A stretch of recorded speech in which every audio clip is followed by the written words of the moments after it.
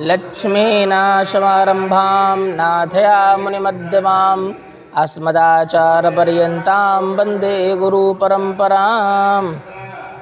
ध्यानमूलं गुरुमूर्ति पूजामूलं गुरुपदं मन्त्रमूलं गुरुवाक्यं मोक्षमूलं गुरुकृपा।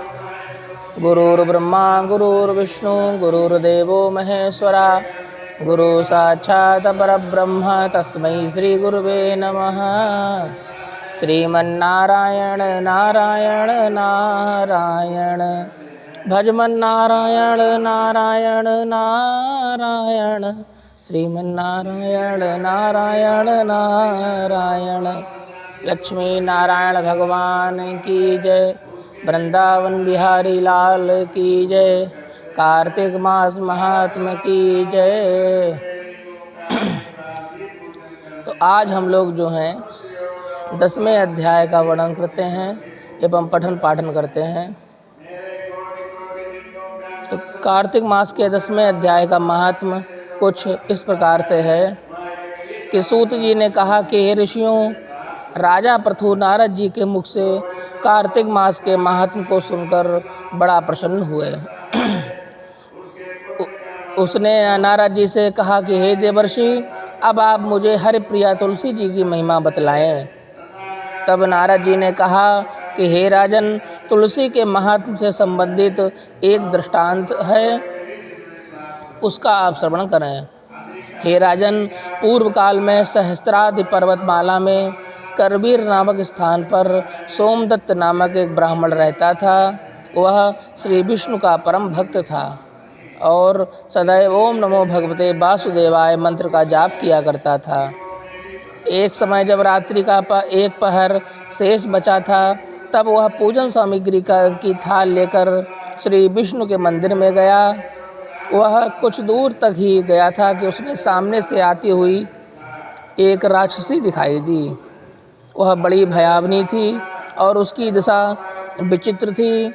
शरीर पर वस्त्र नहीं थे, आंखें लाल व दांत टेढ़े मेढ़े थे। हे राजन, उस राक्षसी को देखकर सोमदत्त भयभीत होकर थर थर काँपने लगे। अपनी रक्षा के लिए उन्होंने, उसके पास कोई भी अस्त्र शस्त्र नहीं था, इसलिए उसने थाल में रखे तुलसी मिश्रित जल से उस राक्षसी पर छींटे मारे। यह तुलसी की ही महिमा थी कि जल का स्पर्श होते ही राक्षसी के पापों का शमन हो गया और उसका विवेक जागृत हो गया। उसने उस ब्राह्मण से क्षमा याचना की और वापस लौट गई। यह देखकर सोमदत्त को उस राक्षसी पर दया आ गई और उसने उसे बुलाकर उसका परिचय पूछा। तब राक्षसी ने इस प्रकार बताया कि मैं पिछले जन्म में सौराष्ट्र देश के भिक्षु नामक एक ब्राह्मण की पत्नी थी। मेरा नाम कलहा था। मेरा स्वभाव दुष्ट होने के कारण मैंने पतिव्रता धर्म को नहीं निभाया और सदैव कलह किया करती थी। मेरे उस पति ने मुझे काफ़ी समझाया था, लेकिन मैं नहीं मानी। अंत में दुखी होकर उसने दूसरा विवाह करने का मानस बनाया। फिर मेरे भी व्यवहार में कोई सुधार नहीं हुआ और मैंने विष खाकर जीवन लीला समाप्त कर ली। यमदूत मुझे पकड़कर यमलोक ले गए। वहाँ यमराज ने मुझे भले बुरे कर्मों के विषय में चित्रगुप्त से पूछा। तब चित्रगुप्त बतलाने लगे कि इसने कभी पतिव्रता धर्म का पालन नहीं किया है, पति से द्वेष रखती थी, अभिमान में डूबी रहती थी, जिस पात्र में भोजन पकाती थी उसी में खाती थी। यह सब सुनकर यमराज ने कहा कि जिस पात्र में यह पकाती खाती थी, इसीलिए इसे बिल्ली की योनि में भेजा जाए। इसी तरह पति से द्वेष करने के कारण इसे सूकरी की योनि में भेजा जाए। इसने आत्महत्या की थी, अतः इसे राक्षसी की योनि में भेजा जाए। ये तीनों योनियों में इसे भेजा जाए। इसने आत्महत्या की। इस तरह हे ब्राह्मण, मैंने कई वर्षों तक बिल्ली सूकरी की योनियाँ भोगी। तत्पश्चात मैं यह राक्षसी की योनि पाकर कष्ट भोग रही थी। लेकिन आपने जो तुलसी मिश्रित जल मुझ पर फेंका, उससे मेरे पाप का शमन हो गया एवं सभी पाप नष्ट हो गए। अब आप अब आप ही इस घृणित देह से छुटकारे का कोई उपाय बताएं। इस पर सोमदत्त ने कहा कि हे हरिप्रिया, तुलसी से प्रार्थना करके कार्तिक के जो व्रत किए थे उनसे आधे व्रतों का फल उस राक्षसी के निमित्त संकल्प करके तुलसी मिश्र जल उस पर छिड़क दिया।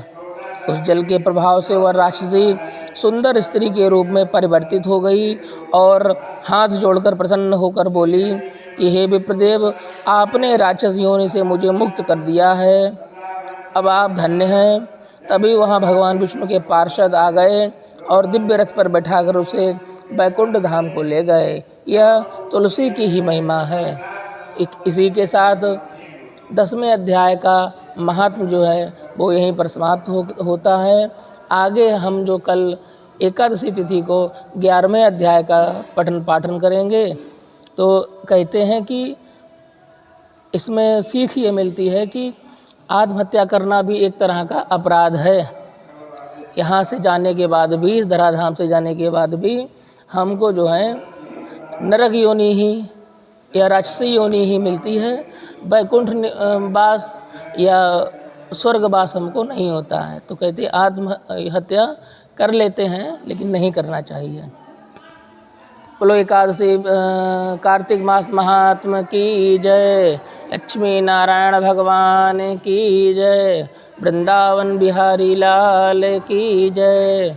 श्रीमन नारायण नारायण नारायण, भजमन नारायण नारायण नारायण, श्रीमन नारायण नारायण नारायण।